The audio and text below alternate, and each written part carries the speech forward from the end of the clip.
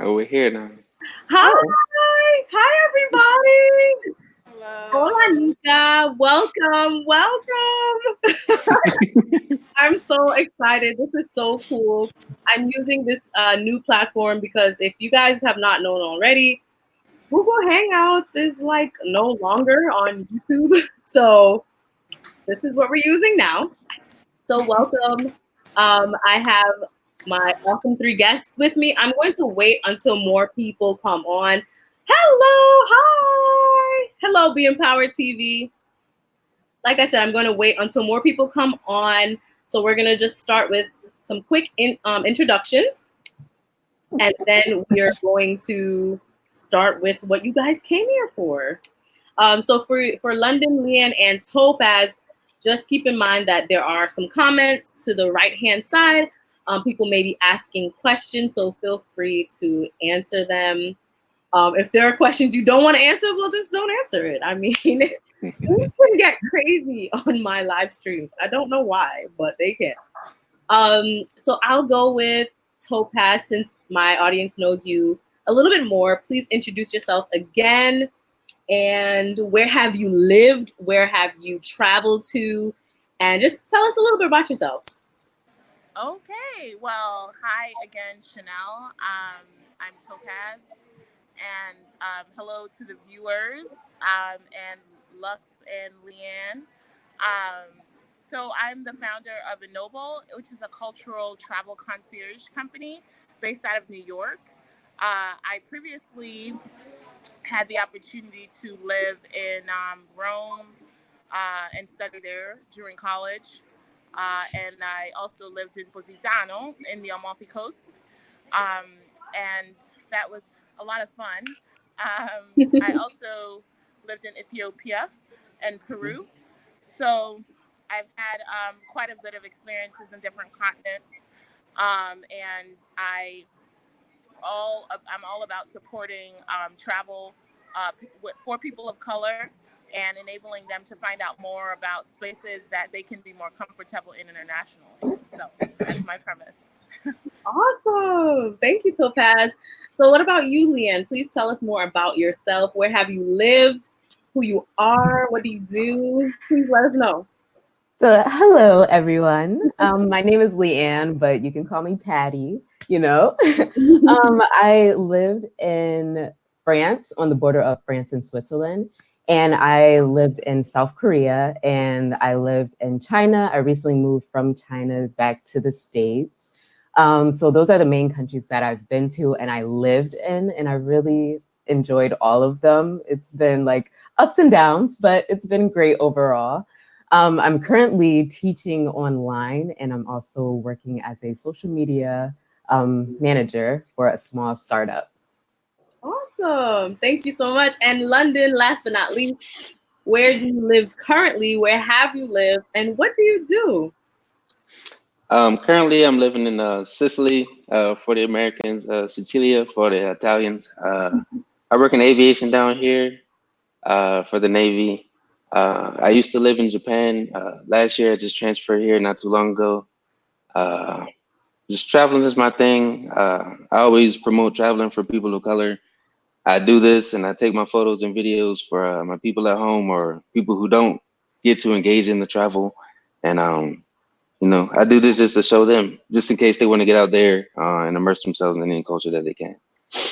Awesome. Thank you so much, London. So there are more people coming in. Guys, like this video if you guys love to see Black travelers. Like, this is something you don't see every day on YouTube or on regular media. So like this video. So first of all, before we get started, if you guys have any questions, please feel free to put them in the live chat because this is more of a freestyle type of live chat live stream because I want us to be more comfortable. I don't want to have this very uptight type of feeling. So if you guys have questions, put them in the live chat. I see we have a question already from Nika. She says, how do you feel about being an other in a foreign country or being single in a family oriented country? Who wants to take this question first? Who wants to take this question? I'll take it first. Okay, yeah, go for Okay, it. so when I lived in China, like I realized like, whoa, I'm single because it's very much a country where like their parents are like, go to school, get married, have a grandchild, like it's very much like that. So when I went there, I was just like, oh, single girl living my life. And then all of a sudden, like when I was interacting with people, they're like, oh, I have to hurry up and find a spouse. I have to do this. Oh, like I'm just like, oh my gosh, I am single. Like I never really thought about it until I went to China. But like living in France, I didn't really care too much because it's pretty much kind of like America but cooler. And like South Korea, I was just too busy like having a good time. Like nobody really paid attention to that whole aspect of life, like get married and da da da da da. That's cool. Did the whole over a million men to one woman thing affect your dating, or maybe not dating, but did you see that? Because I heard that they have a million more men than women. Did you notice that at all?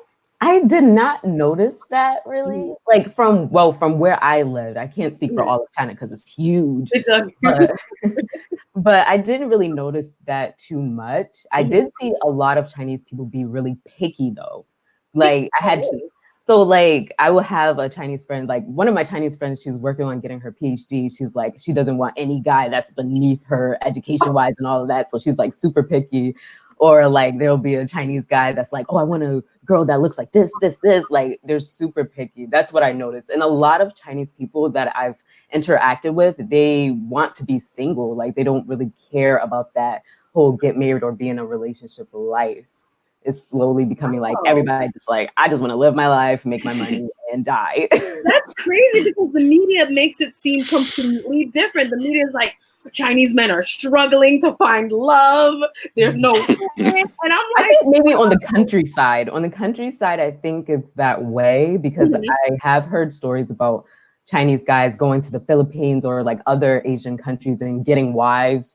Or even going all the way to Africa and getting wives and trapping them into China. So yeah, there's a lot of stories like that. So many. So that's why I'm like, wow. So, that goes to show you guys, you can't always believe what media is feeding you. Sometimes you have to go for yourself and see, So I would like to answer that question. How did it feel like being an other? When I was in Spain, I felt it a little bit. Colombia, I did not feel it at all because if you guys have seen my videos, Colombia has people that look like me. It has people that look white, has people that look mixed. It has everybody. In Spain, I felt it a little bit more because you saw clearly the African people and the Spaniard people. And I kind of was like in the middle because the African people were like, you're not a part of us. And I'm like, oh man, I thought I was. So I definitely saw that difference. But when I got to know people, I didn't feel that different. If you're learning the language, it is a struggle, but it gets better. And Spaniard people are so nice and they're so friendly. They're willing to help you learn the language, and everyone wants to be friends with you. So it's really great. In Japan, you feel it. You feel it if you are not Japanese. You feel the difference because you just look different. You look really different. But they're so respectful, and I think their culture and the Buddhist religion is very respectful that you will never really feel, for the most part, you won't feel super out of place. That was my experience. Anybody want to chime in on that, or would you like to move on to the next? I will. Yeah. Being an other, like I never felt like an other anywhere that I went. As we spoke earlier, everywhere I've been, people have been really nice and really helpful to me. They always try to engage me in conversations and practice their English wherever I go. Especially like being a black man, there are not too many black men walking around in Japan, not around the Tokyo area. Yeah.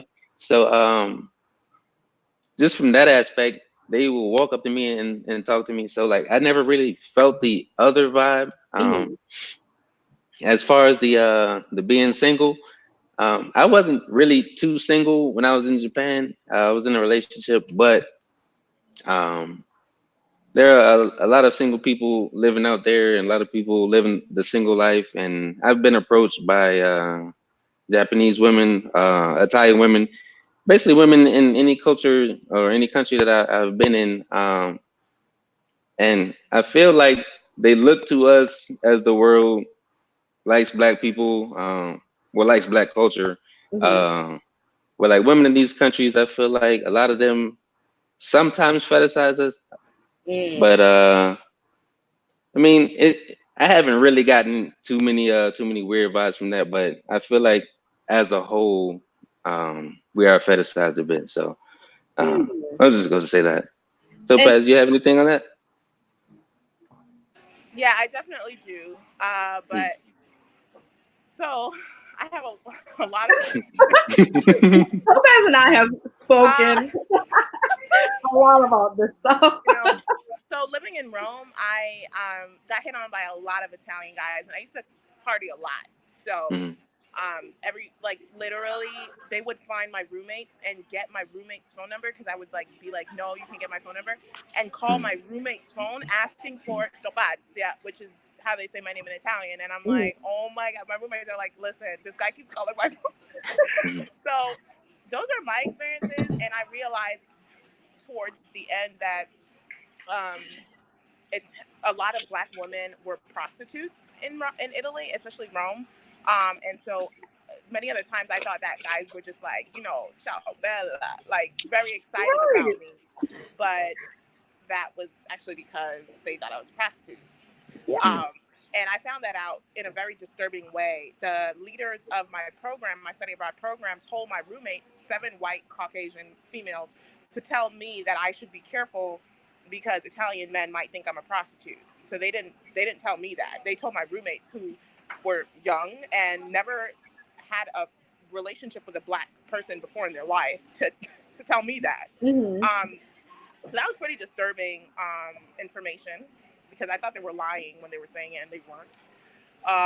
And then I got to, Positano, and I was the first black person to actually work in that 5-star hotel. And so being the other, in these spaces, definitely, I stood out a lot. Mm-hmm. And I was many times, sometimes I was uncomfortable based on the treatment that I received. So maybe sometimes people thought I was prostitutes. I was a prostitute, so they were mean to me. Speaking in American English, they'll, maybe treat me a little nicer. But if they now knew that I wasn't North African, because that's where a lot of the prostitutes came from. So, being a other was hard. Mm-hmm. And many times I looked for the other black people in the room or the other black people around me, and there was like 2 other black people who studied abroad. Mm-hmm.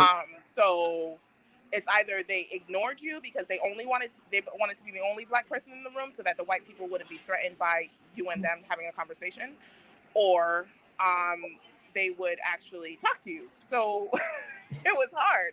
It was Yeah. either or. Um, Mhm. and my first trip, actually, when I lived in Rome, was to the Amalfi Coast, which I ended up living in after. And that experience was just crazy because I was with about 300 other American students coming from different study abroad institutions in Europe, Mm-hmm. and nobody spoke to me. Mhm. Not Wow. one person spoke Wow. to me. It was insulting beyond anything that I can even say. And Um, how did and you I mean, come? that was just hurtful. How did you come And out it of was so that? extreme. It was so extreme that the white counselors who were kind of guiding the trip had to Mm-hmm. intervene and tell one of the students who went to my school to talk to me. Wow. And I mean, imagine being around 300 university students and no one speak to you. Mhm. That's unbelievable. It is. And so that was my first experience taking a trip as a study abroad student. And I was like, you know what? I'm not going to allow anybody to ruin my time here. So Mhm. I did a lot of things solo. And I had my money, so I was fine. um, That always helps. Yeah. That really okay. helps. So I would go out on my own. Literally, I would go out, and there's a place in Rome where everybody parties more of like the locals. It's called Testaccio, and I would walk out by myself every Wednesday to go salsa dancing. Uh, I love and conversation. I figured it out myself. I was like, these people will not have it over me. I don't care if you're uncomfortable being around me or being spotted with me. That's on you. But ultimately, I found who I needed to find, and I did what I got to do, and I enjoyed myself. I enjoyed study abroad, and that's something that I will tell everybody, every person of color, to do, because it gives you so much confidence, so much exposure, and just lifelong wisdom. So Yeah. that's my piece. And to piggyback off of what you're saying, Topaz, and anybody can chime in. What do you think? What do you think was the most vital thing you learned from these uncomfortable situations? And we'll get into more detailed stories about these uncomfortable situations. But what do you think you took from these situations or experiences that you carry with you today and that has helped you become a better person? Anybody can take it away.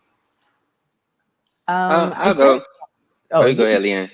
oh, so I mean, trying to not care what other people think and trying to focus on what's best for you.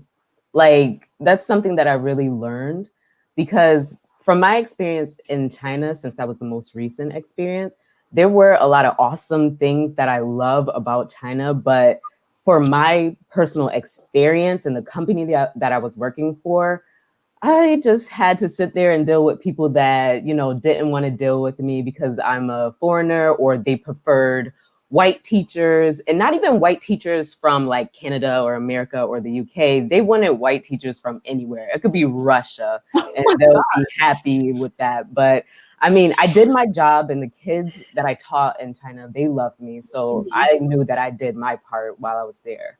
Nice. And Leanne, someone asks, has anyone ever been to Switzerland? You said you lived on the border Of France and Switzerland. Yeah. Yeah. So Janet, she lives on the border of France and Switzerland. Yeah. So if you Geneva, want, right next to Geneva. How is that? So if you want to ask your specific question, feel free. London, what about you?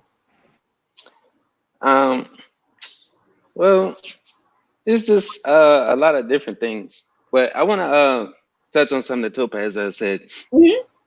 So when you said that you were there and there were other black people that didn't speak to you, my thing personally is when I see someone that's black and they're abroad, I make it a point for me to speak to them. Mm-hmm. I made a very good friend when I was in the ruins in Cambodia, and we still speak to this day. So I make it a very good point to speak when I see each other outside of the country, because a lot of us aren't doing those things. And when I was in Japan, I really feel like I found myself doing my single travel out there, like by myself, finding different things to do to keep myself occupied. Because like I said, I have friends and things out there, but like work schedules don't line up, and I don't want to sit in the house and do nothing when I have this great opportunity before me to live in a different country and do different things. So finding yourself and being outside doing different things, salsa dancing or whatever have you.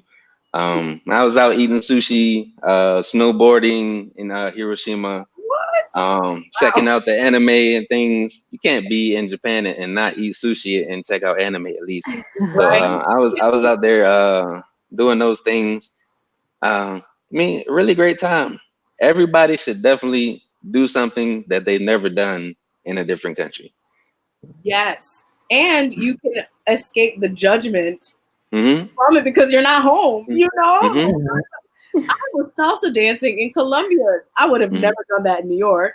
Mm-hmm. But because I was abroad, I'm like, you know what? Let me try it. And turns out I'm okay. Not You the know best, what? I'm It's okay. funny that you say that, because my sister has a joke that I only go to the gym when I'm in another country. And I'm like, yeah, that's because I can afford the personal trainers. That's another thing. Like, money stretches so much in certain countries. Like, oh my gosh. In Colombia, I felt upper middle class for the first time in my life. Money does stretch.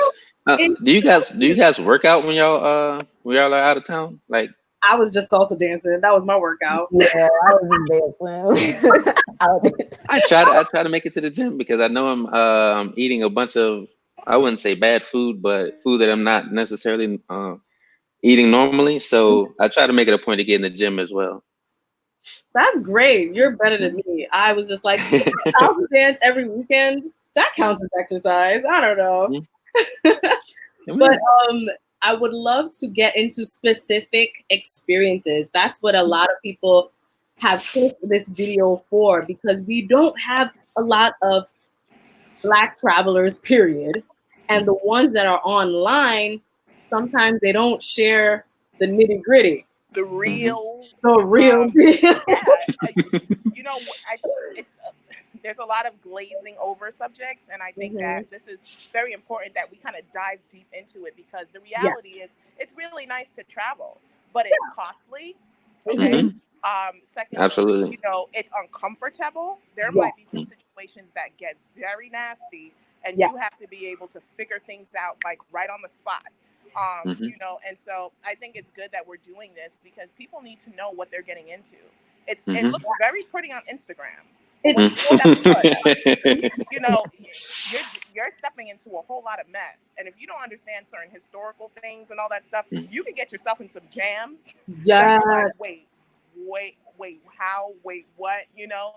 But one thing that the another person wrote about was the question they asked was family and friends, and how do they support you in this process?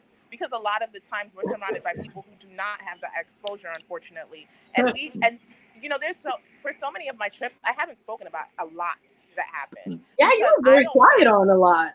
Yeah, because I don't want people around me to feel insecure, and I don't want to make them feel bad that they don't have something to say. And so a lot I hold in, and I don't really explain, you know, what happened or why this happened, or, you know, certain experiences, because it's uncomfortable for them. They don't have something to chime in about. So I feel like a lot of these experiences sometimes goes untold.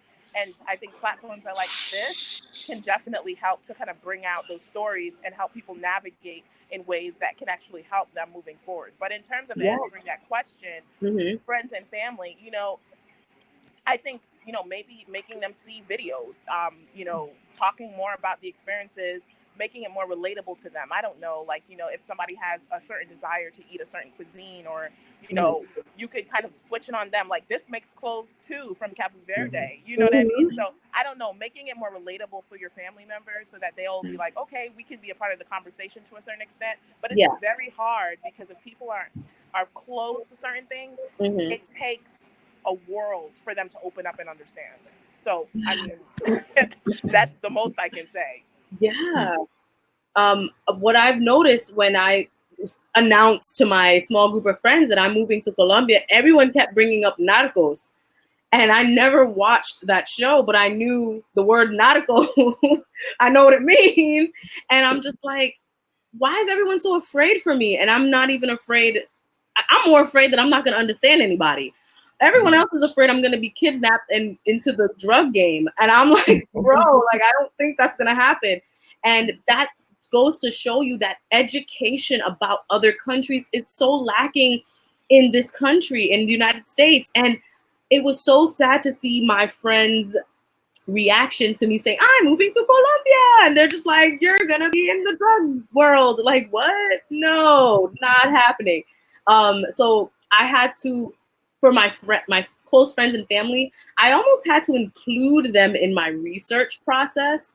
So if you are a young teen or just moving out of your house and you're experiencing pushback from moving if you want to move to another country, I would say maybe include your family in that research process so they could see, like, it's not just what the news says it is. There are other portions of a country, of a culture, that is more realistic, and you can meet real people. So I would say try to do that. Go ahead, Leah. No, I was really blessed with a family that loves to travel, because, like, I have, like, one of my brothers to DR, my sister been to North Africa, Europe, and she lived in Asia for like almost 10 years. So I'm like, and my dad lived in Japan for a little bit. So it's like my family has been all over the world. So telling them that like, oh, I'm going to France or oh, I'm going to South Korea or China, like they're like, oh, okay, be safe. We'll pray for you. Like that's it. Like they're pretty chill with it. That's But so I feel like relaxing. when I told like other people or even people at my church that I was going to China, they were like, oh my gosh, the communists are coming. And I'm just like, I'm gonna need you to chill, like calm down, number one. Number two, I'm not your child. That's really number one, but okay. Yeah. That's So, what they need to realize. yeah. So I'm like, how about you worry about your own children and your own family? My family, they support me and they're happy for my travels and all of that. Yeah. Uh, Go ahead, London. for the most part, everybody's been really supportive of my travel. My grandmother, on the other hand, she always tells me, stay out the sky because the planes are falling out the sky and like all of this stuff. She's older, so and then like she sits around, she watches the news all the time, so she sees different things happen in the world. But you got to think like who controls the media and all of this stuff. But in my experience, like it's not really that dangerous. Everywhere that you go has their element of danger, Yeah. and people need to understand that. A lot of people don't understand that because they just like listen and they see what's on the news. Like DR, for instance, a couple months ago when they kept saying people were dying from drinking the drinks and things out there. People have been dying in the Dominican Republic for however long, and like nobody has paid attention to it until like this year. I mean, Yeah. I didn't say that to be funny or anything, No, but people haven't been paying attention to it until like this year. So I mean, the government controls the media, what you see on there. So it's best for everyone to do their own research. And as far as including your family in your research process for whenever you're going to like live somewhere or whatever like that, I definitely I definitely feel that that's a good thing. So they can know, that you know what you're doing by doing the research, so you know where to go and where to be at, and what not to do. So that can give them some peace of mind. But ultimately, it's about you. You're gonna be the one living there. You're gonna be the one immersing yourself in the culture over there. So do the research process for you. If you choose to include them in that, so they can sleep peaceful at night, that's a good thing. But definitely do the research for you before you go there. I agree. And everyone and their mama told me don't go to Colombia. But I said, I'm going because one, I like their accent.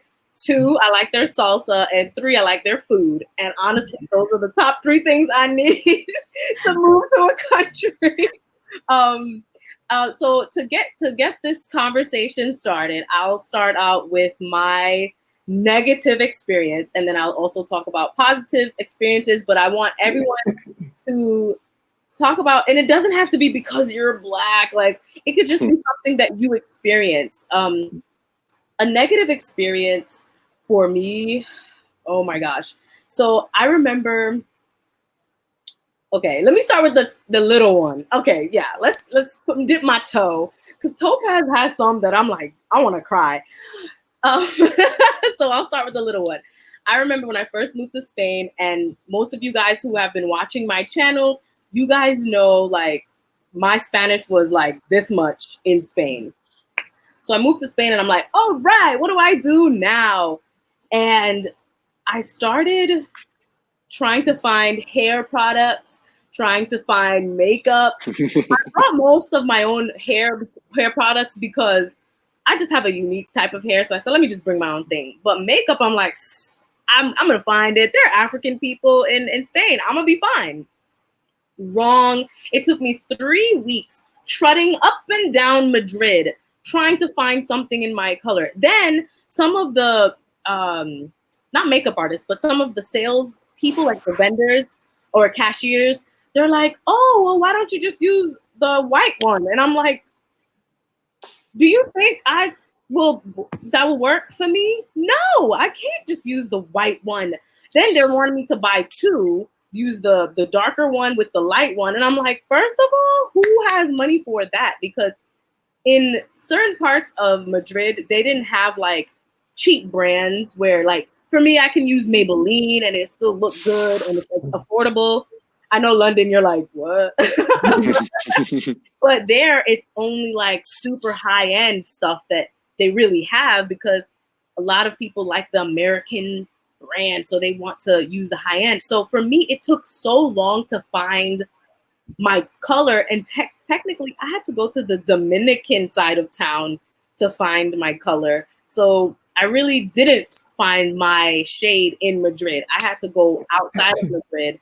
And for people who had been messaging me about where you can do your hair in Spain, the only place you can go is where the Africans are. Like, and that's, I mean, I don't blame people from Spain for that, but you have to take in consideration that even though we think America has nothing for us, it has way more for us here in the United States than in other countries, because at least here I can call somebody and say, hey, do you know somebody who can do my hair? Oh yeah, that girl down the street.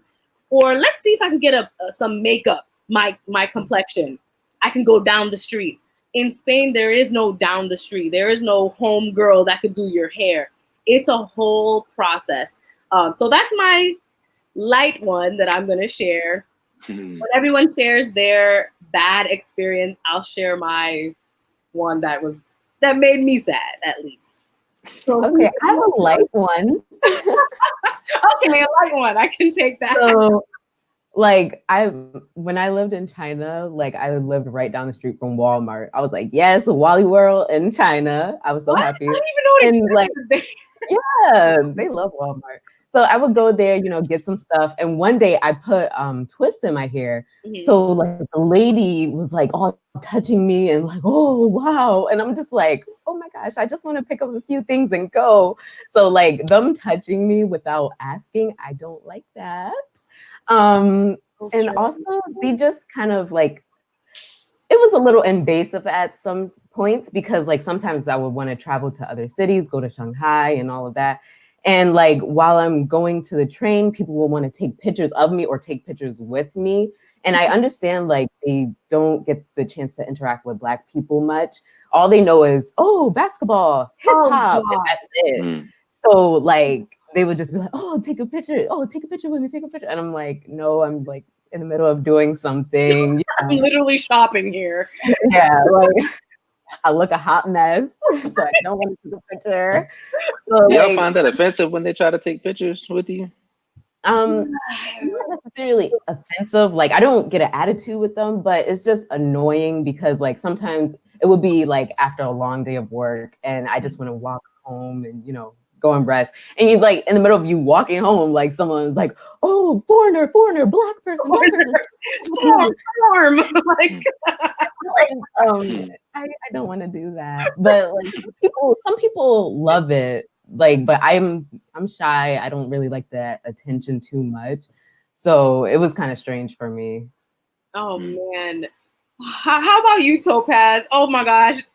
Get your Kleenex for the tears ready.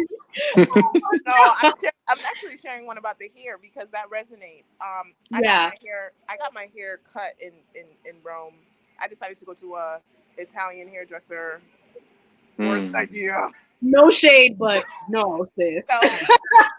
So how actually when I needed to get my weave taken out, I was like, damn, like I made sure I bought my weave. So I was like hoping that there was gonna be a Black girl in the dorms who could do it, or in the apartment, because I lived in an apartment.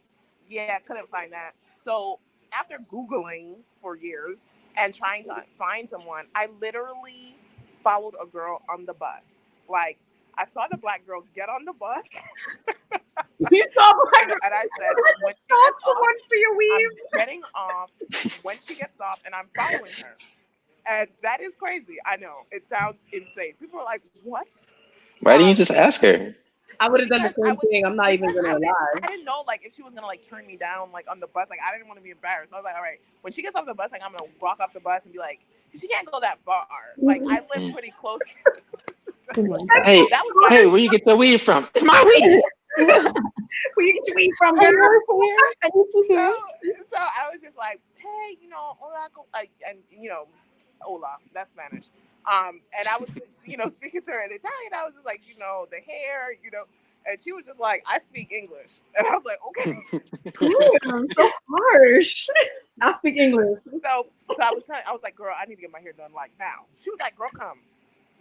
And See. she walked me down the street at Rome Termini, to a Nigerian hair salon in a basement. Mm. And I was like, yes. You lit. That was me in South Korea. Honestly, You though. know, but I mean, to get my hair, it was, first of all, I was like, there's Nigerians here? I mean, there is a huge community of Nigerians They're here. everywhere. And Every country. so you know, that for me was a saving grace. So I was very happy. But I mean, when I got my hair permed and I got that joint cut, I was like, Lord, like my hair was looking a whole hot mess. And I found them and they were a saving grace. So yeah.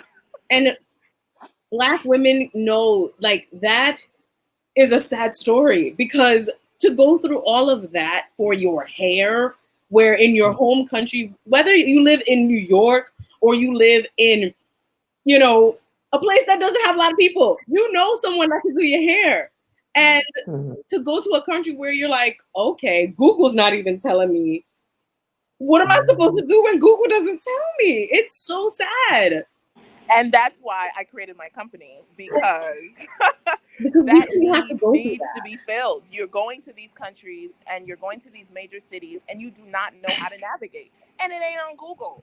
You know, people talk about how Google and TripAdvisor and Yelp, and yes, these are amazing places to be recommended, but ultimately they're not culturally sensitive. And I don't say that in a way that they're not upholding certain standards. I say that because a lot of the people of these communities aren't on the grid. They're offline.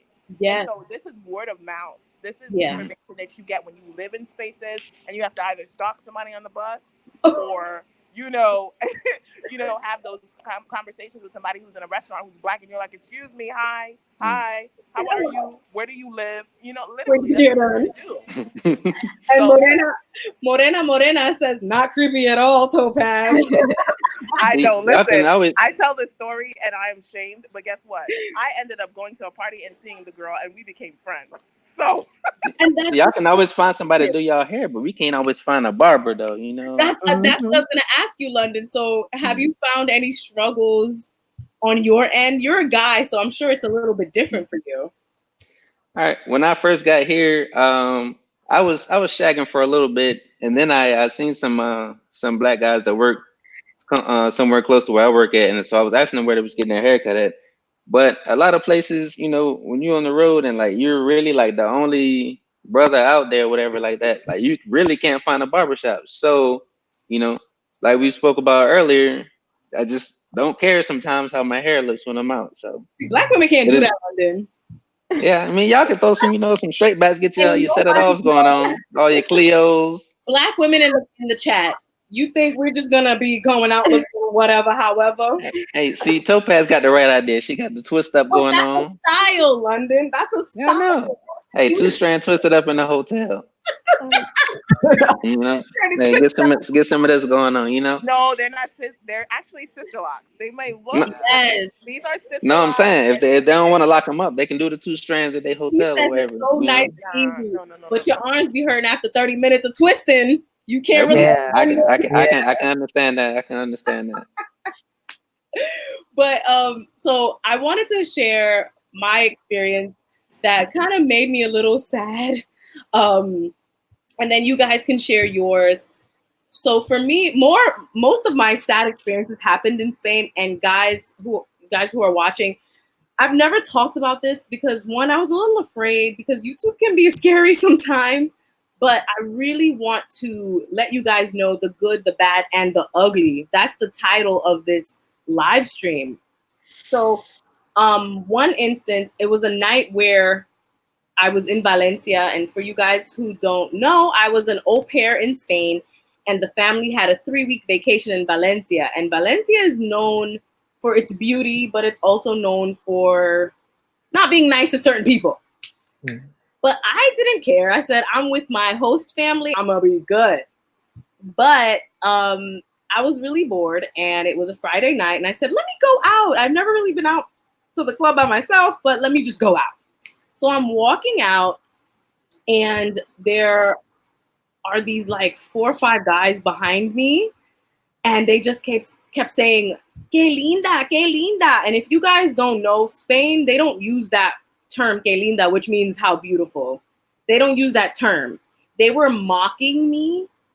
And if you speak Spanish, you would know. They were mocking me because they thought I was like Latina from either maybe DR or Cuba or wherever. And so they say, que culo, which is like, what a big butt. And it's like really uncomfortable, especially when it's nighttime and you're walking by yourself trying to go to the club and have fun and meet people. It's kind of uncomfortable. So that happened. Then a really nice Italian guy kind of saved the day and was like, and you kind of walked with me, and I was like, okay, cool. I'm gonna walk with you for the rest of my way to the club because they're bothering me. There's 4 of them, 1 of me. Ain't nobody got time for that. Fast forward, he had asked me out on a date. I said, you know what? You kind of saved the day. You deserve my number. I'm gonna give you my number. He he ended up planning a really nice day date to the beach where he rented out one of those like those little boat things. I don't know. It's like a paddle boat thingy. I don't know. Where you have to paddle your way. I was like, listen, I don't know about this, but okay. We're going to This the could work out. Thank you. I'm like, we're going to the middle of the ocean. I don't know about all of this. Thank God I know how to swim, but still, there's jellyfish. There were a lot of jellyfish in that water. Anywho, we're paddling out. He's being all cute, and I'm like, okay, he's being respectful. Everything's good. So then we took turns like jumping into the water. Anytime I felt any little twinkle, I'd climb back into the little boat. Everything was going good. So an hour passed, and we're like, you know what? Let's go back to land. Let's get something to eat. So we're paddling, and we noticed we're not moving anywhere. We're in the same spot. And I'm like, you know, I'm not an expert, but I don't feel any resistance. And I'm supposed to feel resistance on these paddles. Oh, by the way, I forgot the most important detail. He didn't speak Spanish nor English. He spoke only Italian, French, and Arabic. I spoke only English and fragmented Spanish. So, yeah, that's how we communicated. So there's that element. So then now we've decided that our little boat is broken. And so we're like, what are we going to do? What are we going to do? So we see other people with their boats, you know, sailing along. And so I'm like, perfect. Let's ask them for help. And he's Moroccan, Italian. So he's kind of like, you know, got little cool things going on, curly hair, you know.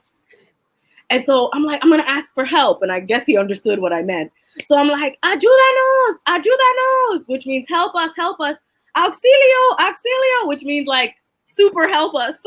like help us to the 10th power. Like help us. We're like, seriously, I didn't know how to say we're stuck and we can't move yet. I didn't grasp those words in Spanish as yet, but I felt like saying help us and waving my arms was enough. So people legit saw me screaming, and I'm a loud girl if y'all haven't noticed. And they watched us and they swam by. Well, their little sailboat sailed by. Another one sailed by. We tried that for like 30 minutes. Ayúdanos, auxilio. Sailed by, and we're both looking at each other like, so, wait, well, bruh. And we were in the middle of the ocean. Like, shore was like miles away because me being dumb, I think it's cool to just go in the middle of the ocean. So I'm like, okay, plan B. What's plan B? And so he's like, okay, well, he didn't say it because, well, maybe he did. I didn't understand. But he jumped out of the water and he started pushing the boat. And I started paddling and I don't know, like doing something like this, like trying to help because I wasn't getting out the water. So he was out kicking and pushing the boat to shore. Meanwhile, I'm still saying, ayúdanos, auxilio, help us. People see a grown man pushing a boat and people are just watching us. And I'm just like, how is this even okay? At this point in time, I'm like scared because what's going on? It took us an hour and a half to get to shore and nobody stopped to even say, how can we help? Nobody stopped to say, let me go to the people who we rented the boats from and help us. Nobody said or did anything. They watched us struggle, and everybody else did not look like us. That's all I'm going to say. But I was very upset and very scared, and nobody came to help. And it would have been something simple for them to just, even if they didn't want to physically help, they could have just gone to the renter people and said, hey, get a something to help them. Nobody did anything. We got to shore on our own, and that's my story. Yeah. Do you still have contact with that guy? He hopped in the water to get y'all back to shore. Well, hold on now. I mean, I guess I probably still have contact with him if I wanted to, but he has a girlfriend now, so that's all good. Oh, okay. But So you know how yeah, they talk about men putting their jackets on the puddle for women to walk through. he This definitely man hopped in the whole ocean to get you back to shore. So hey, Listen, though, my personality is very strong, so he had no choice but to bring me back. you get in that water. Get that water and swim and make us get shore. So guys, if you have any comments about that, was I tripping? Do I think like, am I out of my mind to think that was a race thing?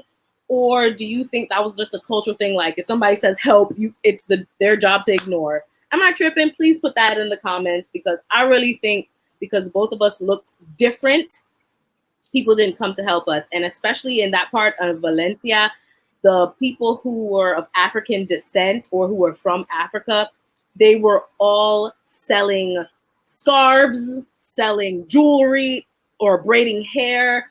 And no one else had a type of quote unquote career. I don't knock anybody's hustle. That's great. Do what you have to do to survive. But people do look down on people who choose to do those things. And I just felt like no one wanted to help me because of how I looked. Sorry, not sorry. So please comment if you feel that way, or am I wrong? Please let me know. Does anybody else have anything to share that, I got something I want to share, but also I want to say too, though. So you got to think of the state of the world today. Mm-hmm. People can call out for help all the time, and people like pull out cell phones. Oh my so gosh. You got to think about that too. Yep. You got to think about that too. For me though, like I was in Peru one year after visiting Machu Picchu, and I was heading to the airport on my flight out, and I was traveling on a buddy pass. So on this particular flight, I got bumped off. So I had to end up staying overnight. So I booked a hotel, and I walked outside to get a ride to the hotel. And so the taxi driver like had a van. So I got in the van, and then he like picked up a couple other like families in the van to like drop them off as well, because it was a passenger van or whatever like that. So cool. So I'm first in the van, so like I should be dropped off first. But he ends up dropping all the other families off first, then decides that he can't find my hotel or whatever. So he's just like riding around. So I'm like, after an hour or so has elapsed and it's like midnight or like past midnight, I'm like, look, just take me back to the airport. So we're riding back to the airport, and he stops and he's like, I need gas money, pay me. And I'm like, I'm not paying you. You didn't do your job. Your job was to take me to where I was going to be staying at for the evening. And he didn't do that. So I'm like, take me back to the airport. Mind you, he's telling me to pay him and he needs gas, but he's on like a half a tank of gas. So we get back to the airport, and he's like, he's not giving me my bags until I pay him. So I'm like, let's go to the police station. So we go to the police station on the airport. And mind you, my Spanish is nowhere near the level of his because he's a native speaker, having lived there.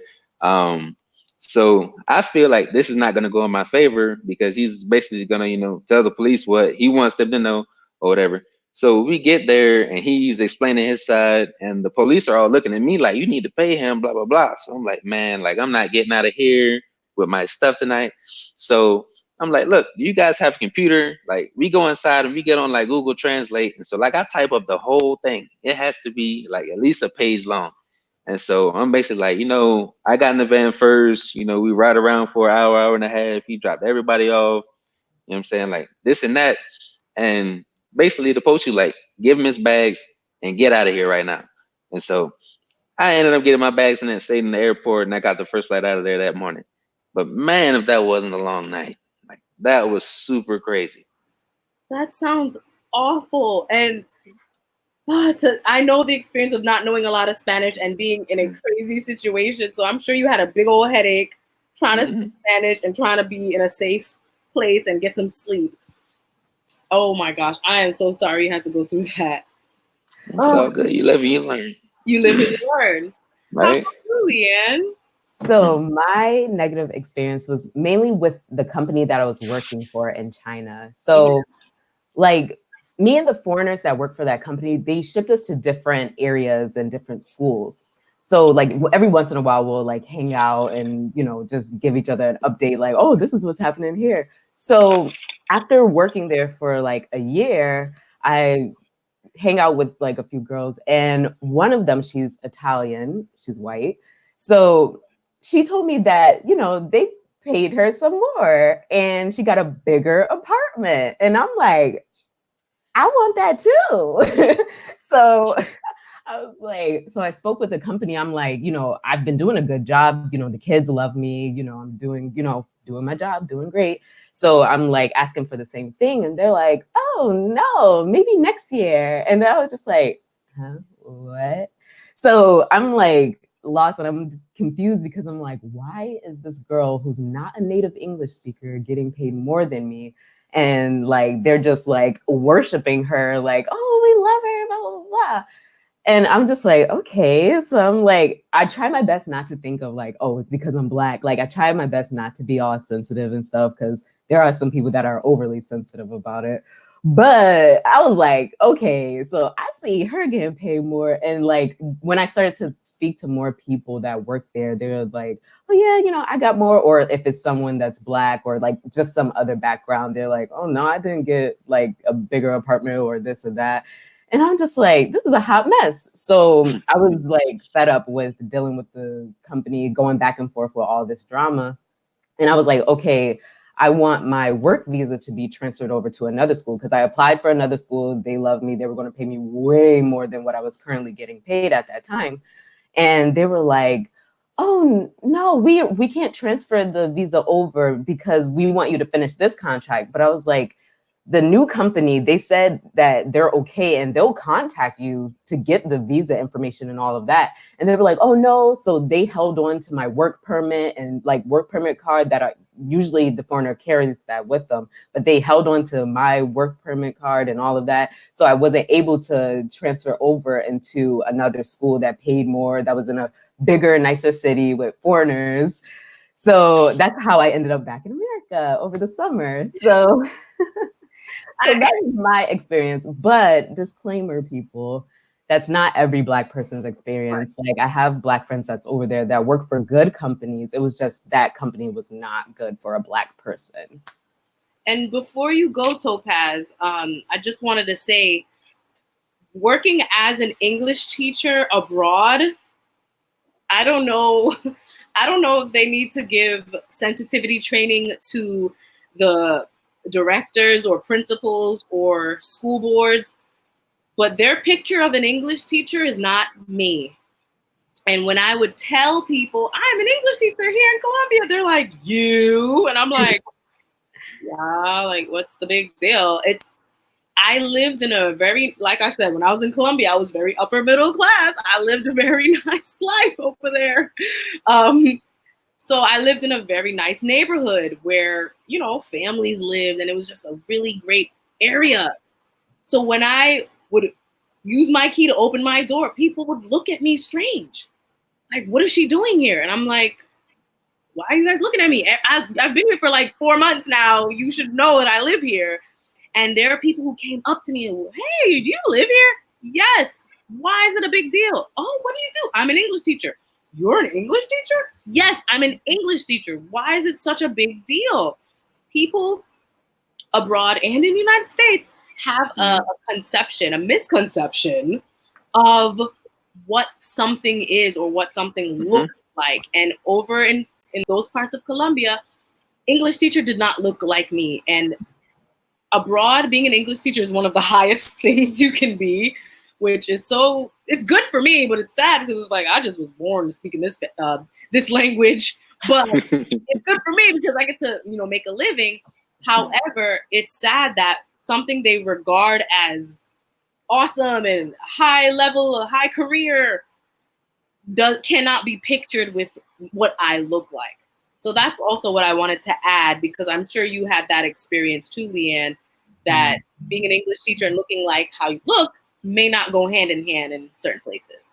Oh, and one more thing. Go ahead. Like, they were like, "Oh, do you have any friends that want to be English teachers?" Like, my company was asking me. I'm like, "Y'all treated me badly, and most of the people I know like me or are darker than me." Yeah. So they were like, I gave them some suggestions, and they were like, someone that's your skin color or lighter, and I'm just like, they said that like yeah, they said it to my friends in English.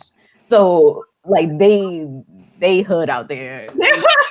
They too honest for me. The ghetto. They get it.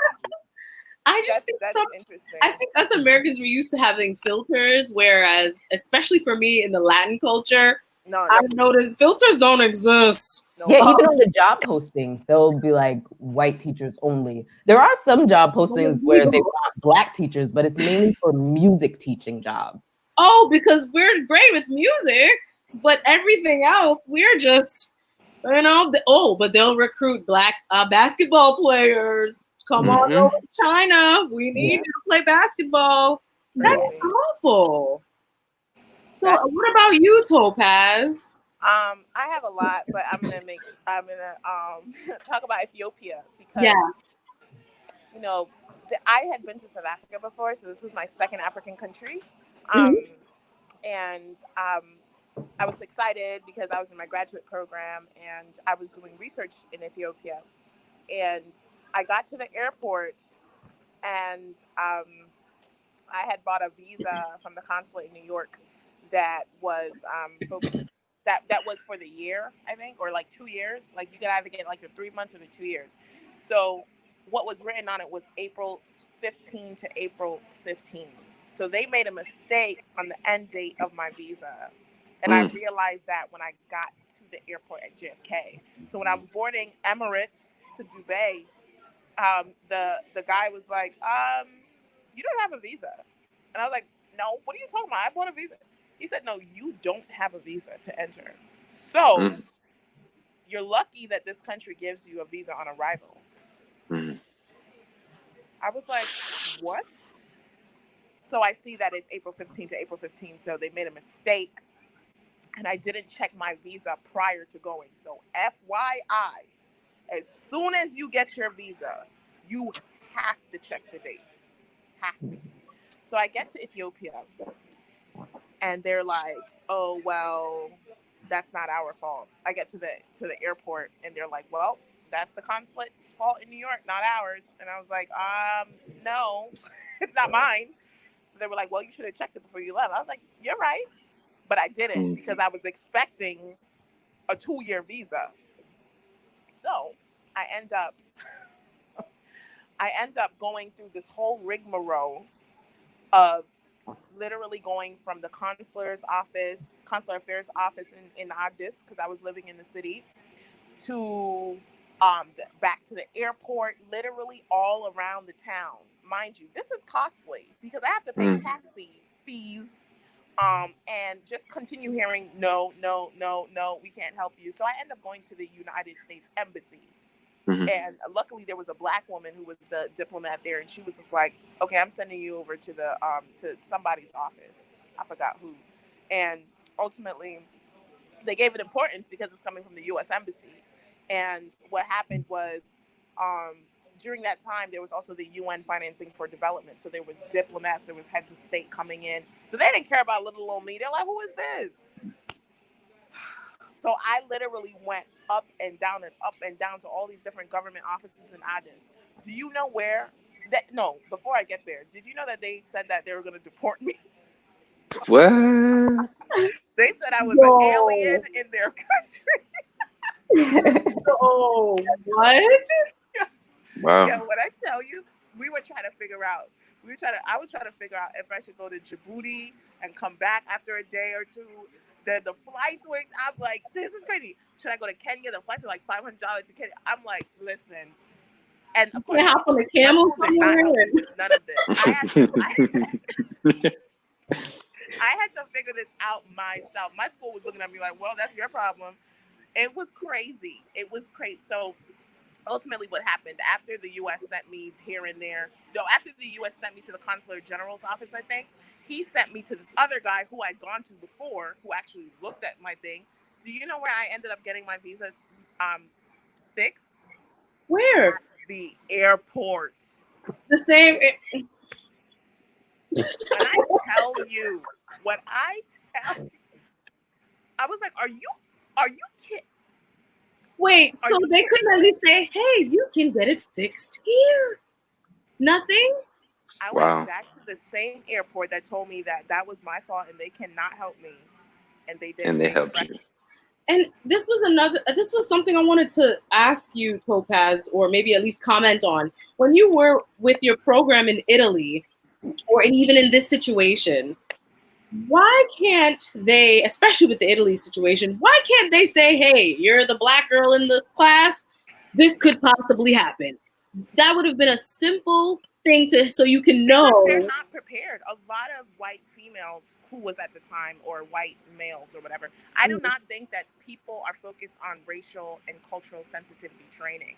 There is Mhm. not a lot of diversity training that is effective enough for people to openly speak about race. I was also in the Peace Corps, so Mhm. trust me, that's another conversation. However, I don't think it's a requirement for people, especially in an international setting, which is so like weird, Yeah. um, for them to say, "Hey, we should probably talk about who's going to be in the room because it's the elephant of the room."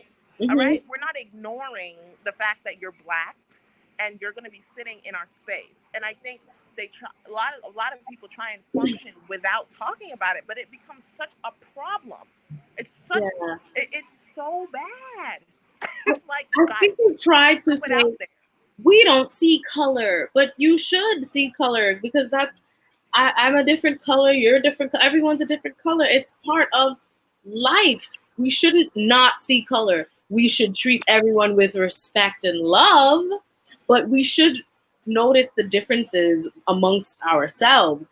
And I think a lot of people who are organizing things like this, they try to take the stance of, I don't see color, so I didn't think about. No, Yeah, because you know the culture of where we're going. You yeah, know they're gonna think I'm a prostitute if I'm just there existing and breathing. So yeah, it's really upsetting that there are organizations that don't take that into consideration, which is why I'm glad that all three of you are here so we can talk about it, which is why I'm glad Ennoble exists because we need things like this where, all right, you're going to go to Italy. If you're a black woman, they're going to think you're a prostitute. So prepare yourself. Like, this is something that we need. yeah. You know what I And mean? also just the ability to know where these communities are. You spoke about in Spain, Dominican Republic. Yes.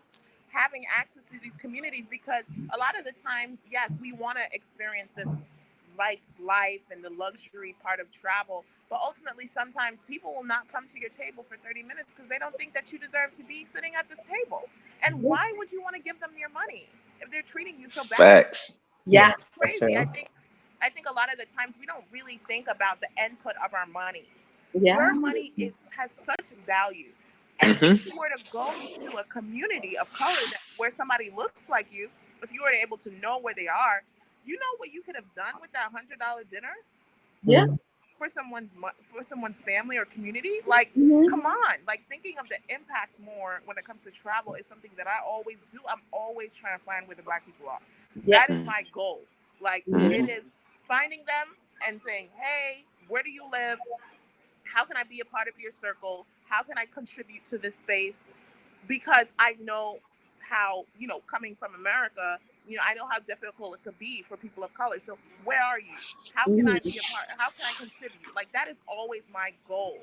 Like, yes, I'm going to be a part of the ethnic majority, but ultimately, where are the subcultures? Where are the people who are, you know, not as fortunate as the other people, Mhm. and they can't, majority of times look like me. So how Yeah. can I be a part of their conversation? And that's ultimately where I feel much more comfortable. They're so invited and excited to see me Yeah. because I am not, I'm breaking their image of, you know, the ordinary Black person. Like I'm able to step into their space as a different person coming from a different perspective, and I'm able to give. You know, this is not something that's normalized in their community. You know, Yeah. yes, in a majority of, in a lot of places in this world, Black people are extremely fortunate. They have a lot of Mhm. money, and they're not known about. But well, in our America, I guess. But Yeah. you know, they're fortunate. But you know, in some places they're not. And so it's like, how do you become a part of that space? How do you give and be a positive impact when you travel? And how do you find them in a way that you're not tearing them down or feeling like you're better than them, but Yeah. just being a part of their community to a point where it's like, hey, I want to give you this where I can, and I want to learn from you. So Yes. It's a give and take. For London, I wanted to ask. Someone said, LaQuinton Fox actually said, the States is one of the most dangerous places in the world. Mhm. So I'm not sure if this is a male or female, but LaQuinton said that. Do you think you are better off in Sicily, Italy, than your hometown or places you visited in the United States? What is the comparison for you as a Black man? All right. So when I left Japan, I came home. I was in the States for maybe like 7 weeks. The week I got home, there were three shootings. Oh my God. Right. So I was like, yeah, I don't want to be here. So I had to go to some school in Florida or whatever. Then they had a big shooting in Virginia Beach. God rest the souls of everybody that passed. But they had a big shooting in Virginia Beach. This may be like 20, 30 minutes from where I'm from. I'm sure like other countries like have their violence and things like that, but it's just different there. Like I was driving out here a couple weeks ago, and I seen a car parked on the other side of the road, and I started slowing down, and I was like, "Wait, there's no cops sitting behind a bush over here waiting to pull me over." You know, you can like drive whatever speed that you want to out here, like nobody's bothering you. And that's how it was in Japan too. Like the police will come like if you need them, but they're not like out there, waiting to, catch you slipping so they can do whatever they do to you. Um, but the States is definitely a dangerous place. And like I said, everywhere has their dangers and things like that. But growing up there, like seeing how things work there, like it's definitely danger. I feel personally comfortable everywhere, but like everywhere else, more safe than there. Wow. In the place that you grew up, you feel less Mhm. safe than the places that you've visited or lived outside. Yes. So like I could walk around freely like everywhere and like nobody's gonna bother me. Mhm, Let's talk about growing up, for instance. mhm. If I was like in high school and I seen like kids that didn't like me, whatever like that, like I walk by, they're gonna harass me. They're gonna like, do whatever they can to get on my nerves and incite something to me so like we can get into a physical altercation. You know, over here, like people will like look at you or whatever like that, but like nobody's bothering you, unless like you've really done something like to them, like nobody's gonna bother you. The most they're gonna do is like stare at you. Um, and in Japan, where I also live, like they're not even like doing that. Like they'll look, and when you look, they'll look away. But like over here, like I don't know what it is about Sicilians or whatever, but like they'll be staring at you, and you look, and like they'll like keep staring at you. But I That's mean, like right. I wrote in the comments, I was talking about that. Like I just chalk it up to being interesting. People like are intrigued by your presence, so like, or they like are not too familiar with like seeing black people, so like they'll stare. But that's like the most that they'll do. Like nobody's really like bothering you. Like I'm just letting everyone know you're from Virginia. He's from Virginia. Um, VA. I noticed that a lot of European countries, they just stare. And, Mhm. from New York and even from other places up north, if you stare at someone, people They tend be to ready to fight. right, they think you're fighting or they think you're crazy. But in Europe, it's like so normal. Like, Mhm. it's like when you in New York, if you catch, like, you meet eye contact with someone, you have to immediately look away because it's like, oh, I don't want the Yeah, not even less than a second. If you meet eye contact, they're gonna be like, and you're just like, you're still looking at me. Why are you not looking away? So You know what's funny? culture. Awkward. J-Rod just said, like, he pretends he's famous. I did that. When I Yo, was in in Brazil, Japan, I did that. when I was in Brazil, like, people No. were asking for autographs. Nah, I'm too much of an introvert for that. Leave me alone. You know, they were like, Tyra Banks in Japan. I was like, well, yes. Yes, indeed, I'm Tyra Banks. I'll sign an autograph. Like, that's funny. Oh, it's sad, but it's funny. So, you know, if you want to be famous, go to another country. They'll think you're famous. I haven't got mistaken for a basketball player yet. I guess I'm not tall enough. Oh God. That's to show you that our culture transcends the hatred that some people may have for Black people. And sometimes it's misunderstood hatred. Sometimes it's just hatred because the media says to hate Black people. Mm-hmm. And once they get to know you as a person, not just as a Black person, but as a person, they'll just say, my gosh, you're a regular person. Why am I tripping? And I also think that's a great lesson for other people, which is great for you to travel and maybe teach someone something new. You know, I think that's something that would help both parties. For Leanne. Yeah. I'll start with Leanne, but everyone, I want y'all to think about this before we go, because we're gonna wrap up soon. How was dating life for you abroad? Was it existent, non-existent? Was it fun, not fun?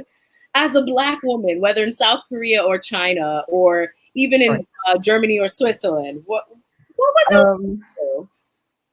Dating in where do I even start? No, okay, like dating in Europe, for me it felt like normal, like and more natural.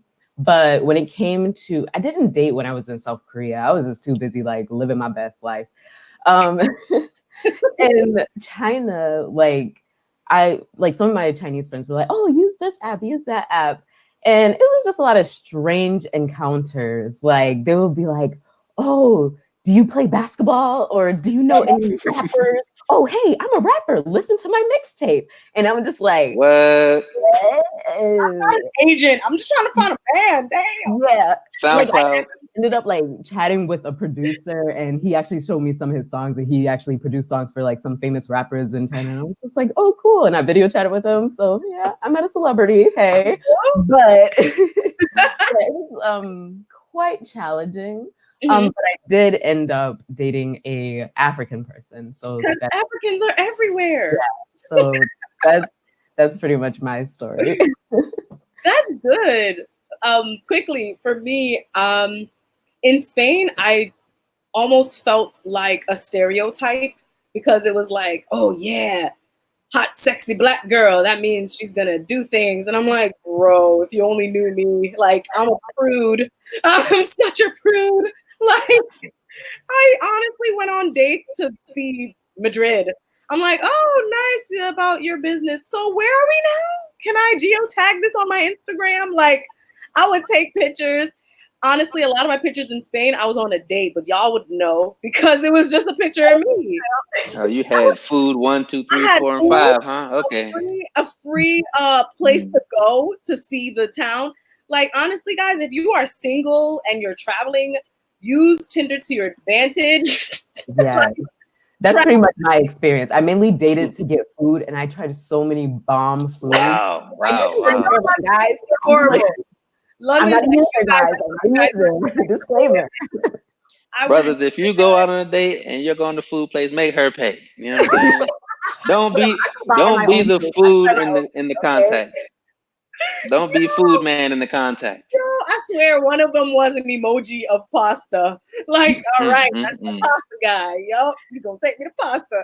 Like, you know, that's how I used dating in Spain.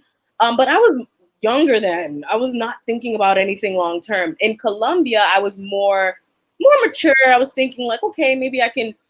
I wasn't going out to meet the love of my life, but I said I'm open to dating. And what I noticed in Colombia, they were just more respectful. And I know a lot of people will disagree with me, but that was my experience.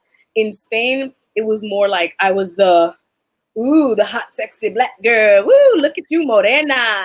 But in Colombia, I was a regular human being that someone wanted to get to know. Sometimes it would be like, ooh, look at the hot girl, but I was a hot girl. I wasn't the hot, sexy black girl like how in Spain they made me feel. So I had more positive experiences in Colombia, but I did kind of use them in Spain. So I'm gonna take a little bit of responsibility. But it was for food. It was for food only, not money. Food It was only. for food.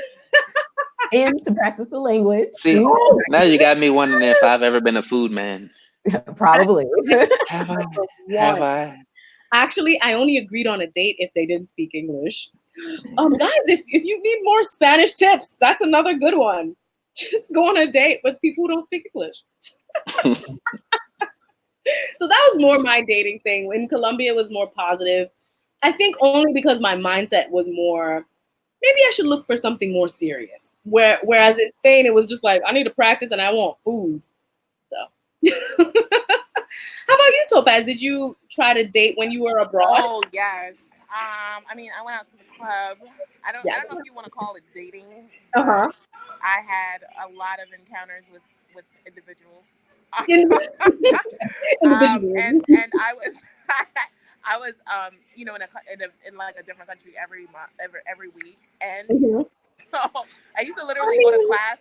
I went to class with my bag, and then like headed to the airport. So I met like so many different guys from like different places in the world, and it was interesting their take on me, coming from like Germany or like Italy. I met guys who were respectful of me, and then some who were just trying to get in my pants, and I was like, yeah, nah. And yeah, so it was a mix. And what was interesting was that like I was allowed, like they, like we were, but it was obviously consensual. Like it wasn't like, you know, too, anybody who I saw was doing too much, I was like, you need to back up.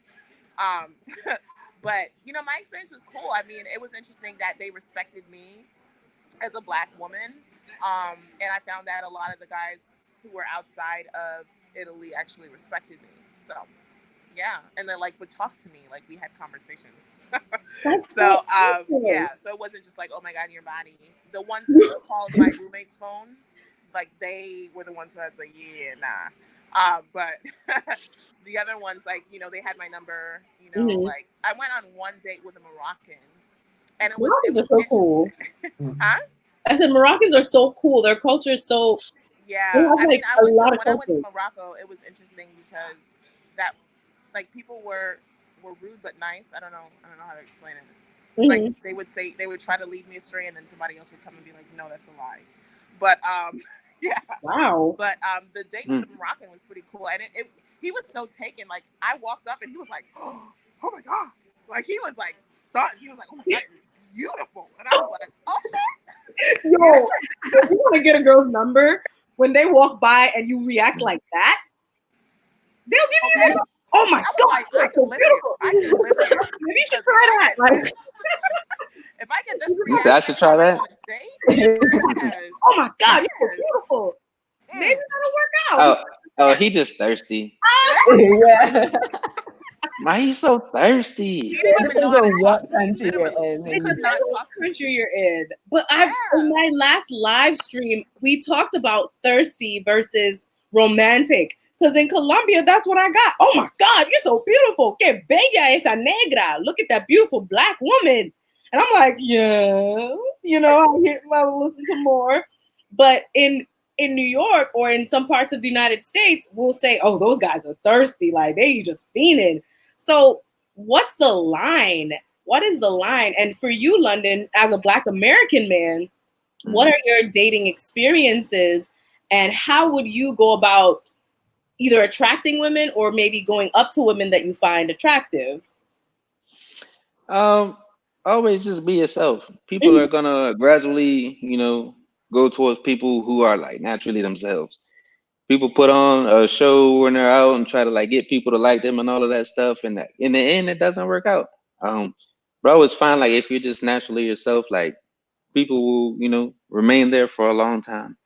I haven't had too much dating experience abroad because previously I was in a relationship. I used to date a woman in Amsterdam. Well, not used to date her. I would see her. She lived in Amsterdam, so when I came to Europe, I would see her. Um, but when I lived in Japan and once I got here, like I was in a relationship, so didn't really have too much dating experience. I would see chicks out and about, and like they would, try to talk to me, and like we could be friends and like things like that. But I wasn't really like making too many moves on that front.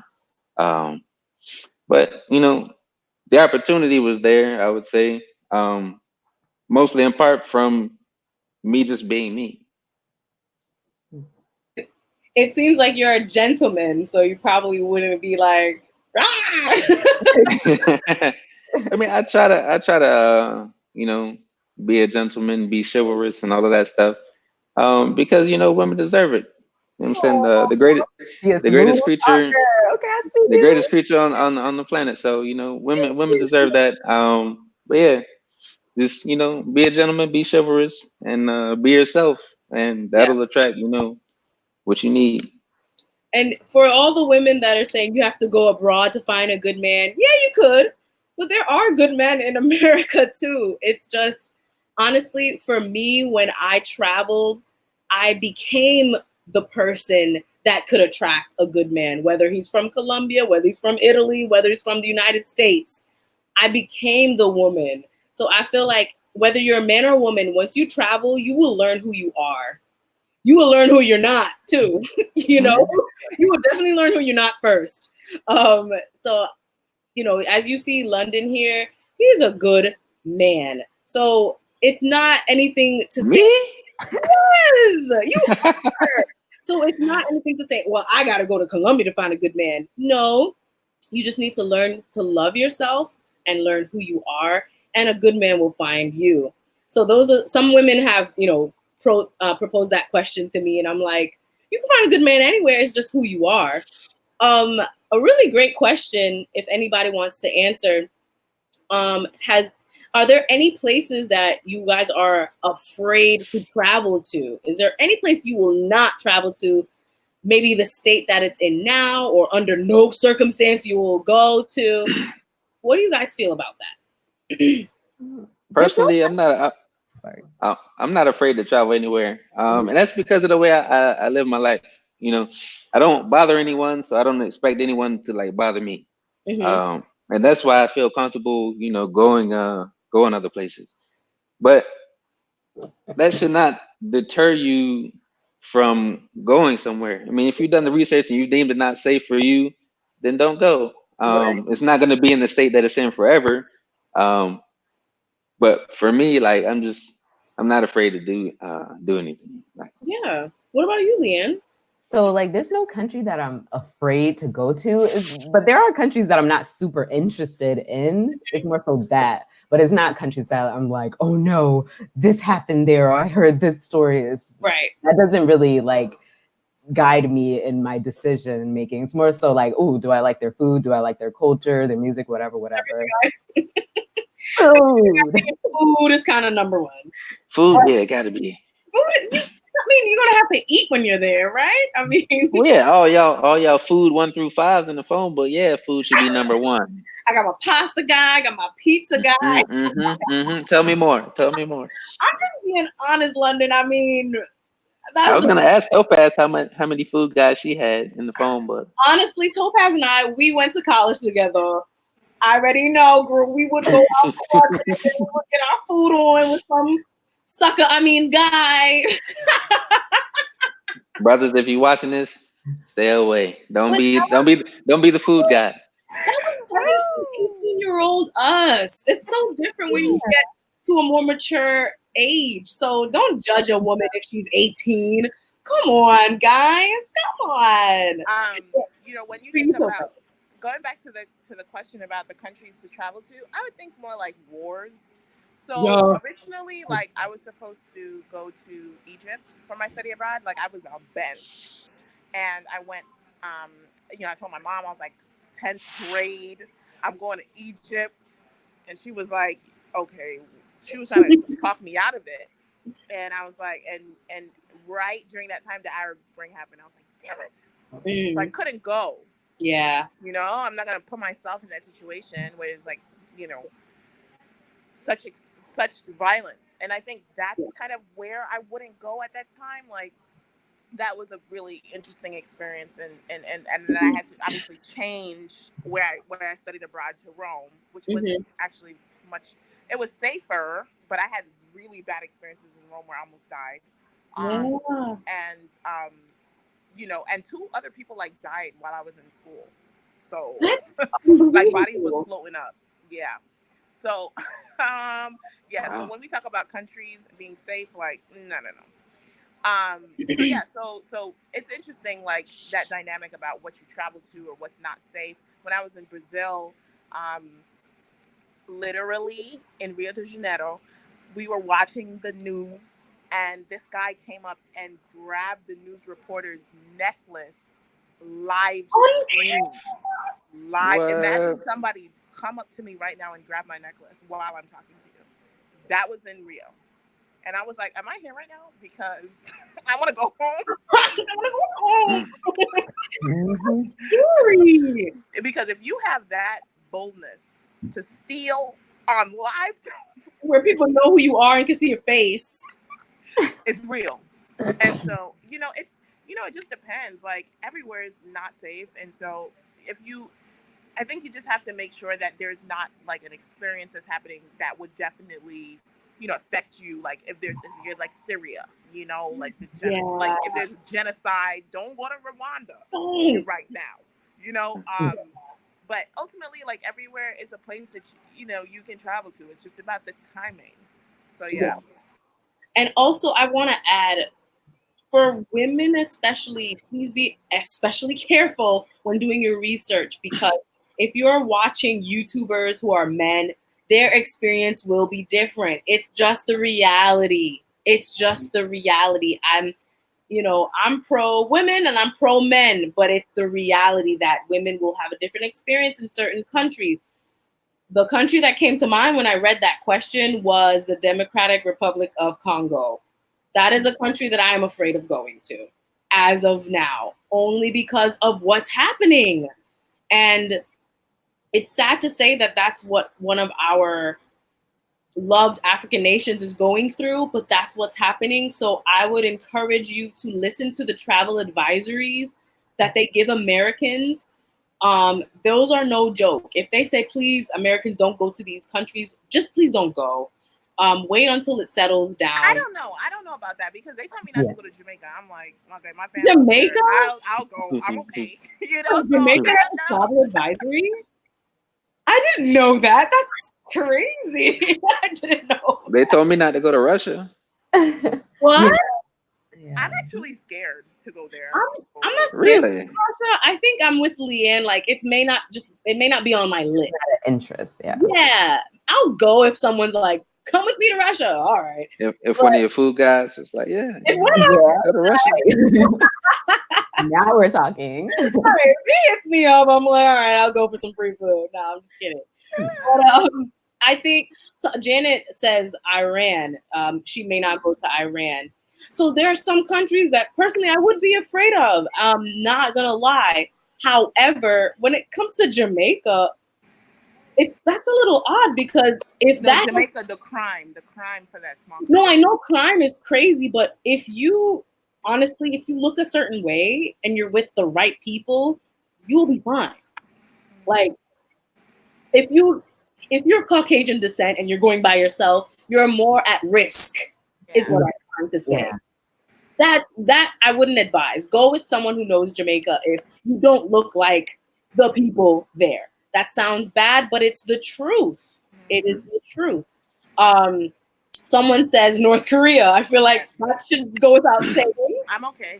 I'm okay. Yeah. Venezuela. I think Venezuela is a good example of not right now. Mm. Flame said they got a travel advisory in Chicago. Yeah, yeah. So maybe travel America has travel advisories. Like other countries are scared to come here because of all the things that's happening in America right now. Yeah. With immigration and gun violence and all of Our that. president's not making it any better, but that's another story. Police brutality. Yeah, it's a lot Just throw going that on. out And there. to add to that, a lot of African Americans are leaving and moving abroad and living in other places. I mean, Yeah. Chiang Mai, number one example. I think there's over like 300 African Americans living and dwelling in Chiang Yeah. Mai, Thailand. They even have this place called the Entrepreneurship Center where there's like a bunch of blacks, African Americans living there. They have Sunday dinners. So, Hmm. I mean, this is something that, the world, the marketplace is changing, obviously, and we can see that because we were even able to live abroad and be okay. Um, Mm. and even Bali. Oh my days. I met this I African love American Bali. guy. There's a huge community in Bali, digital nomads, people who own franchises in the Philippines. I met this black guy. He said he does not want to come back to America. That's the plan. Yeah. He's like, I don't want to go back. Sounds like And I'm me. trying everything in my power not to. And I was just like, damn. But that's the reality. People are wanting to live their lives. They're actually wanting to enjoy the dollar, Yeah. and they're able to Woo. live like for so cheap and enjoy life. And so a lot of people are looking elsewhere. A lot of African Americans. Yes, I was able to enjoy the US dollar abroad. And some people gave me flack for it. Oh, you are taking advantage of the country. I don't see it that way. I'm putting into the economy because I live there. I'm buying food there. I'm, going to the movies there. I'm doing hikes. I'm paying for different things. So I felt like I was being a part of society. Meanwhile, being able to live my very best life while I was there. So if you want to enjoy your dollar, get a job online, start teaching English online, something, and move abroad, especially somewhere where your money can stretch. That was the first time I was able to just always enjoy life and not worry about my bills can be paid. Oh my gosh, let me sacrifice this food. Let me call the food guy because I can't buy my food. you know, I was able to really enjoy my life abroad with my US dollar. So that was definitely another component that helped me enjoy living abroad. Um, let's see. LaQuinton Fox says the funny thing is the States is on the advisory list for other countries. Yeah, and I didn't even know that until recently. And I don't know what qualifies a country to be on an advisory list. Is it death rate? And that's why I'm saying Jamaica, even though it has crime, I don't think it deserves to be on an advisory list because you can still live and thrive in Jamaica. Certain countries like Syria or whatever, maybe not right now, but there are countries where you still can live and thrive that are on the advisory list. So I think you're right, Topaz. Maybe some of those places you just need to do further research and not just say, oh, it's on the advisory list, let me not go. You know what I mean? In the States too, they have all of these mass shootings and things going on too. So Mm-hmm. countries are probably telling their citizens about that so they don't get caught up in that tomfoolery while they're out in the States. But Yeah. not even that, like terrorist attacks. I mean, look at 42nd Street where they're driving cars down and knocking and killing people who are foreigners. I think one Mhm. person was from Yeah. Argentina, thing like that. So the Mm-hmm. reality is, like, New York is nowhere near safe. I mean, it's funny because when I go abroad and I tell people that I'm from New York, they're like, "You're alive?" Or if I tell people What? once I tell them I'm from the Bronx, oh God, oh Mm. my God, you've survived this. You Oh are my survived. gosh. It's almost like I was in the genocide in Sudan. Like literally, this is how they're like, oh my God. And when I know this guy, he went to Rome recently and told the lady he's from the Bronx. She brought him out more food. She Mm. was she was she was shaking his head and just so sorry for him. I'm like, he's sitting in your restaurant, Mm. you know. Oh But my. this is how people view Yes. these places, and it's just so interesting when you're able to change that reality for them Mm. just by being there and saying, actually there's two sides of the Bronx. There's the South Bronx and then there's the Northeast. I'm from uptown, very close to Westchester. You Yeah. live in the suburbs. you Mm. know So no, we don't hear shooting at night or whatever, yet you've seen on TV.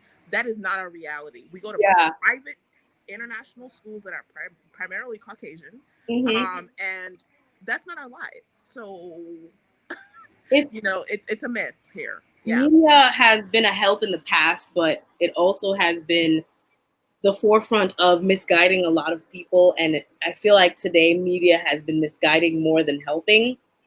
Um, so I think take that information with a grain of salt. But guys, if you're trying to travel, please do your research on your own. Research as in look at travel vlogs, see what people are going through.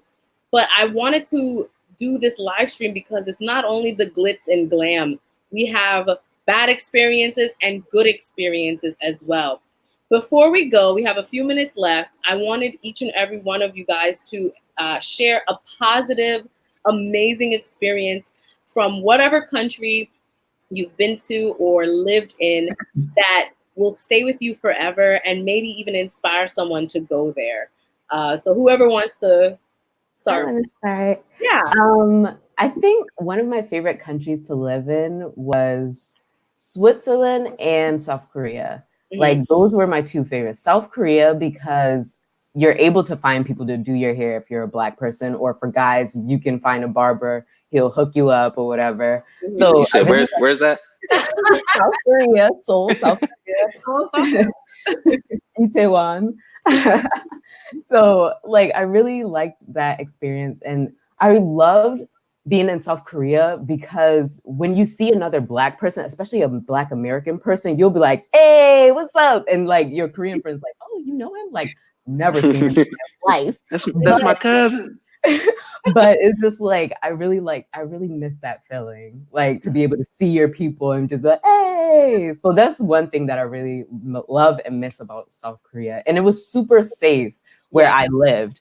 I can't speak for other parts of South Korea, but it was super safe. Like you could put your bag down and no one will just snatch it up or anything like that. Like I love South Korea. Awesome. What about you, London? Any positive experiences you've had in your travels? Just living in Japan, the people out there are so nice and so helpful. There's not a lot of crime too. People leave their doors and things like unlocked and their cars unlocked and nobody bothers it. Out here, they tell you, don't have anything visible in your car or somebody's gonna like break in your window and like take everything out of your car or whatever like that.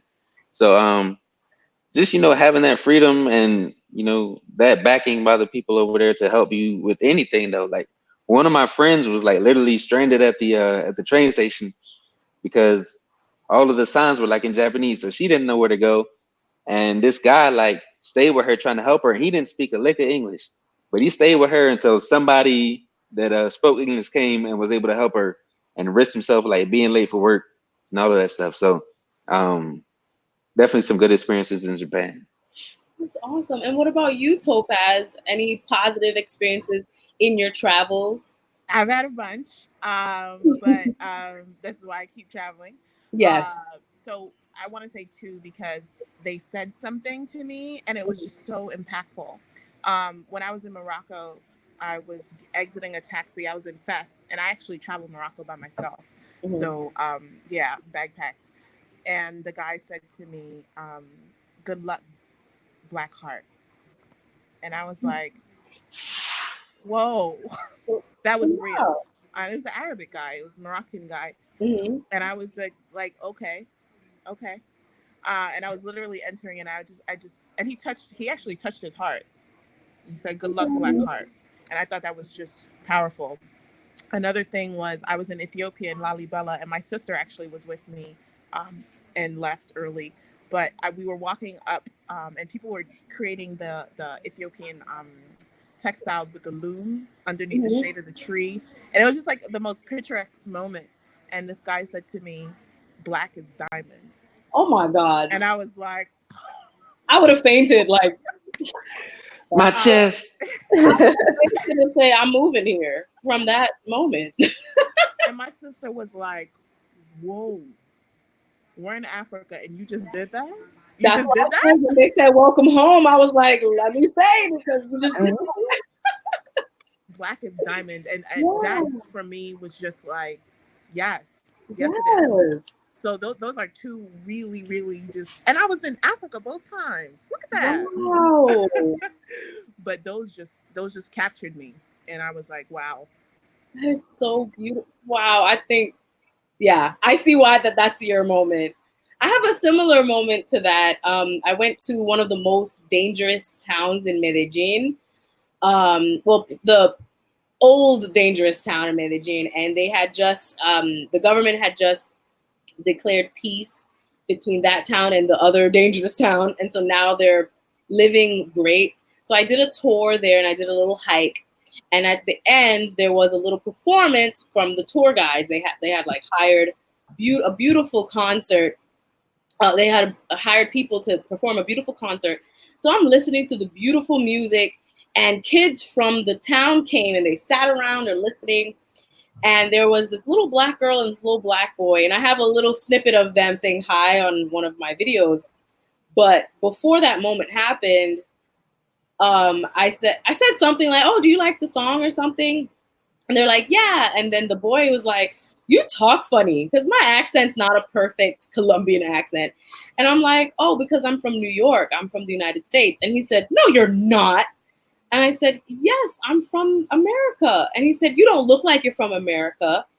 And he must have been like 7 or 8. And I said, "I am, because people from America look like me, look like that person, look like that person." I'm pointing at every race that was in the room. "People from America look like all of us." And he said, "Really?" I said, "Yeah." And he said, "I didn't know that." And I'm like, "Yeah." So one day when you get bigger and you come to America, you'll see people that look like you. And he was just like, "What?" And the little girl was just listening to the whole conversation, and she's just like, "Really?" And maybe I'm being way too sentimental, but to me it's like, No, bro, no, that's what needs to that's a happen. big They deal. need to know that they have the capacity, because a lot of things Yes, like that have been stripped from them. And so those are exactly. breakthrough moments that are just essential, especially as children. That this is something they look up to now. It's like, I'm gonna go to Yeah, America, I'm gonna see somebody who looks like me, I'm gonna be excited, and maybe I'll see you. You know what I mean? So exactly. that's so impactful. So impactful. And that was a moment that brought a tear to my eye, and I was just like, for me, the little girl in me wanted that for myself, to know that there are people who look like me who are traveling the world. There are people out there that are, being astronauts, who are being presidents, who look like me. And that is important. And some people don't need that, but I needed that.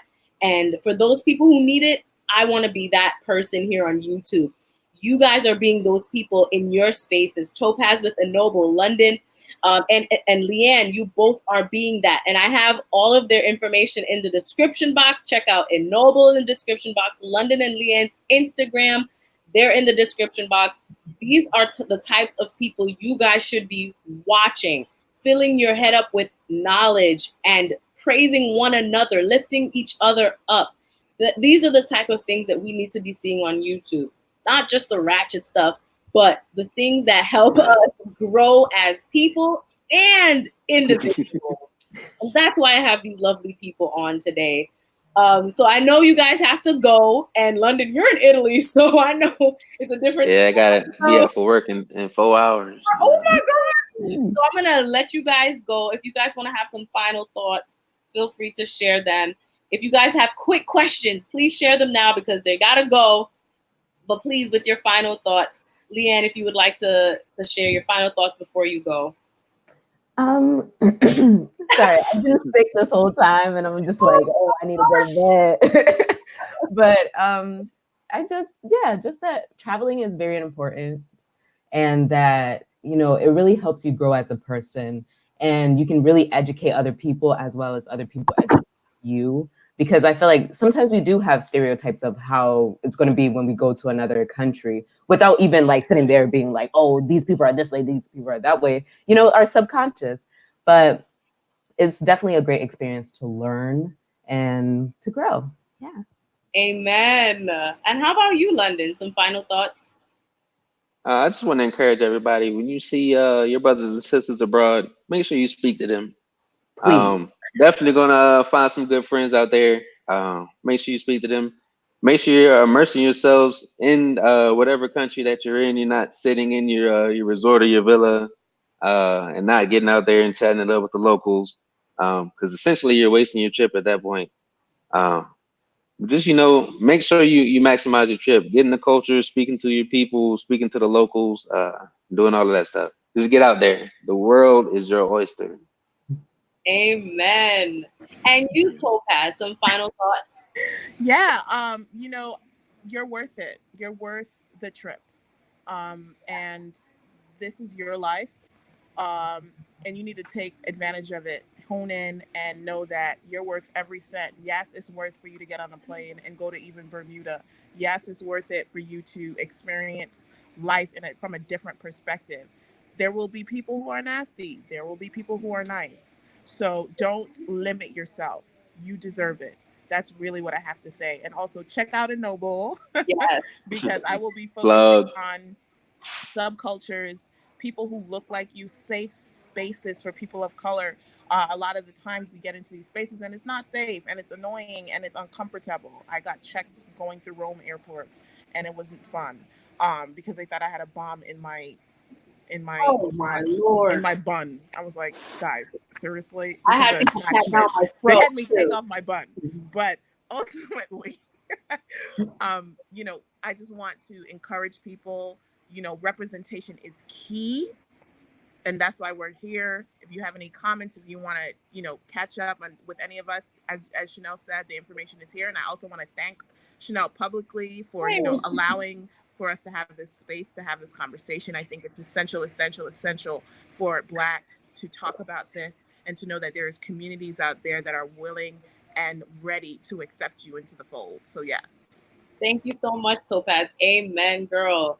And for my final thoughts, guys, I always say if you want to see the change, but you're not seeing it be the change, there are not a lot of Black travel YouTubers out there. So why not be that person? Why not become that YouTuber or become that blogger, become that Instagrammer that you want to see? Because like I said, I needed to see that. I didn't really see that much of it, so I became that. And also I wanted to document my travels and my life so I can look back when I'm 80 and say, I was a cool Black girl. I had some Black girl magic when I was young, I want that for myself. I want to thank you, London. Thank you so much, Leanne. And thank you so much, Topaz, for joining me. These conversations are so important. Topaz has Ennoble. Please check it out. The information is in the description box. It is targeted towards Black travelers, but it is for everybody. Everybody is welcome. I have traveled with Chanelle 2020 for going to Colombia coming up. The information will be added very soon.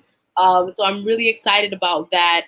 And anything else that London and Leanne is planning on doing, you can check out their Instagrams. It's in the description box below. So thank you guys so much for joining this live stream. This is amazing. And I want this to not be the last conversation that we have on this topic, or even if there's more a specific topic that you guys want to talk about, please leave it in the comment section. If you didn't catch this live, leave it in the comment section. We'll get together and have another live stream in the near future. And yes, thank you guys so much, London. Please get some sleep. I'm so sorry we kept you up. We talk a lot. It's all good though. I enjoyed myself. Awesome. Thank you guys so much for watching. Like, share, and comment, and subscribe to my channel for more videos. And thank you, London, Leanne, and Topaz. You guys have a great rest of your evening. Bye. Thank you too. Bye.